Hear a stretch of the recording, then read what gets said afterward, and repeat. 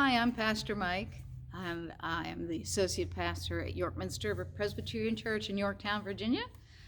Today's book is The Tawny, Scrawny Lion. This is a very old book. It's older than I am, from 1952. And my kids loved this book when they were growing up. The author is Katherine Jackson, and the pictures are by a man named Gustav Tengren. Once there was a tawny, scrawny, hungry lion who could never get enough food to eat. He chased monkeys on Mondays, and kangaroos on Tuesdays, and zebras on Wednesdays. Bears on Thursday, camels on Friday, and on Saturday, elephants. And since he caught everything he ran after, that lion should have been fat as butter. But he wasn't at all. The more he ate, the scrawnier and the hungrier he got. The other animals didn't feel one bit safe. They stood at a distance and tried to talk things over with the tawny, scrawny lion. "It's all your fault for running away," he grumbled. "If I didn't have to run for every single bite I'd get, I'd be fat as butter and sleek as satin, and then I wouldn't have to eat so much, and you'd last longer." Just then, a fat little rabbit came hopping through the forest, picking berries. All the big animals looked at him and grinned slyly. "Rabbit," they said, "oh, you lucky rabbit, we appoint you to talk over things with the lion."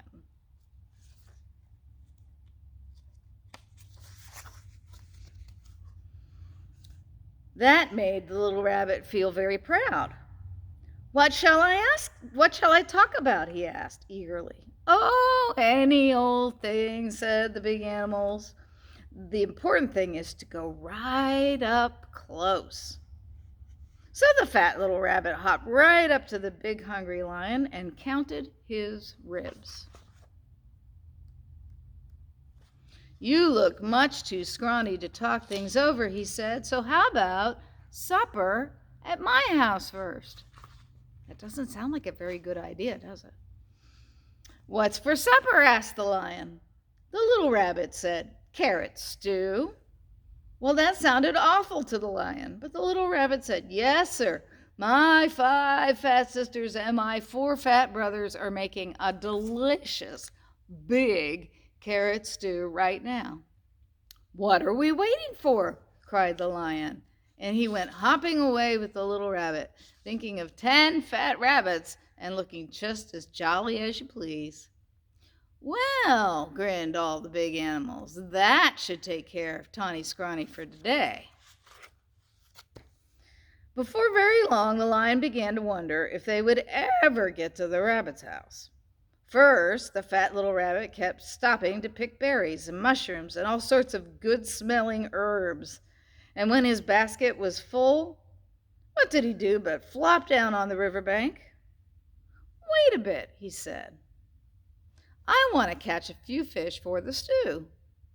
Well, that was almost too much for the hungry lion. For a moment, he thought he would have to eat that one little rabbit, then and there.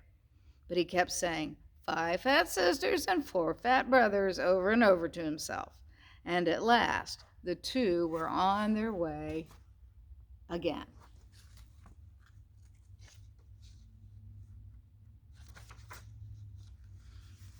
"Here we are," said the rabbit, hopping around to turn with the lion close behind him. Sure enough, there was the rabbit's house, with a big pot of carrot stew bubbling over an open fire. And sure enough, there were 9 more fat, merry little rabbits hopping around it. And when they saw the fish, they popped them into the stew, along with the mushrooms and the herbs. The stew began to smell very good indeed. Can you show me the stew? Can you find it on the picture? Better than I can find the way to turn this page, I reckon.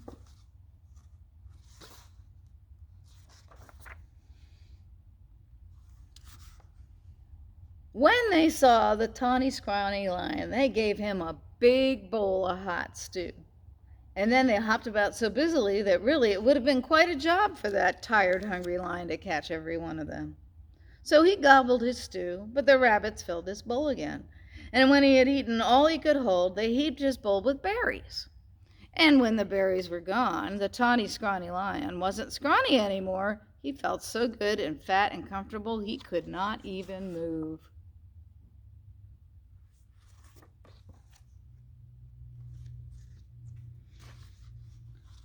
Well, here's a fine thing, he said to himself. All these fat little rabbits, and I haven't room inside for even one.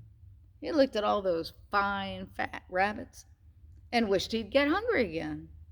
Mind if I stay a while, he asked. We wouldn't ever even hear of your going, said the rabbits, and they plumped themselves down in the lion's lap and began to sing songs. And somehow, even when it was time to say goodnight, the lion wasn't one bit hungry. Home he went through the soft moonlight, singing softly to himself. He curled up in his bed, patted his sleek fat tummy, and smiled. And when he woke up in the morning, it was Monday. Time to chase monkeys, said the lion. But he wasn't one bit hungry for monkey. What he wanted was some more of that tasty carrot stew, so he went off to visit the rabbits. On Tuesday, he didn't want kangaroos, and on Wednesday, he didn't want zebras. He wasn't hungry for bears on Thursday, or camels on Friday, or elephants on Saturday. All the big animals were so surprised and happy. They dressed in their best and went to see the fat little rabbit. Rabbit, they said, oh, you wonderful rabbit, what in the world did you talk to that tawny, scrawny, hungry, terrible lion about? The fat little rabbit jumped up in the air and said, oh my goodness, we had such a good time with the nice, jolly lion that I guess we forgot to talk about anything at all. And before the big animals could say even one word, the tawny lion came skipping up the path. He had a basket of berries for the fat rabbit sisters, and a string of fish for the fat rabbit brothers, and a big bunch of daisies for the fat rabbit himself. I came for supper, he said, shaking paws all around.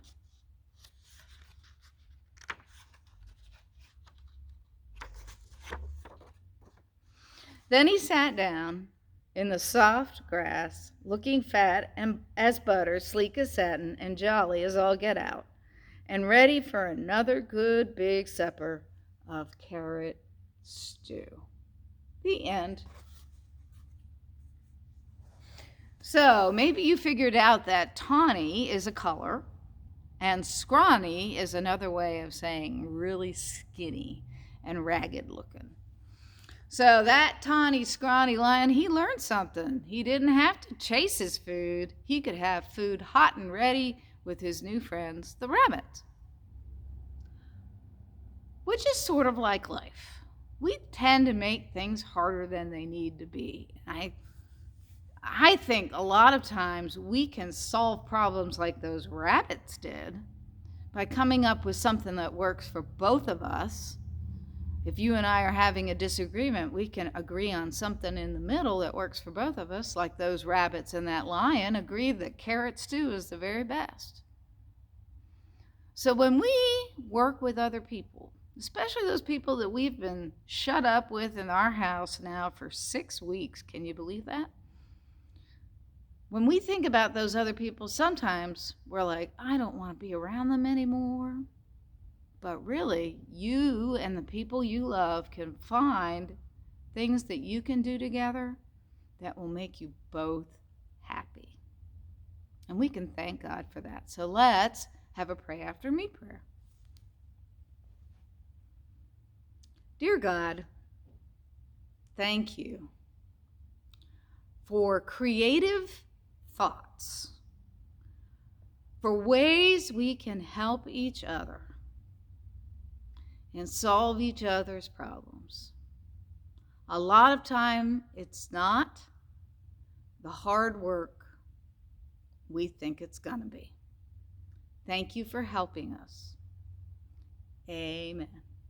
So thanks for listening to our story today.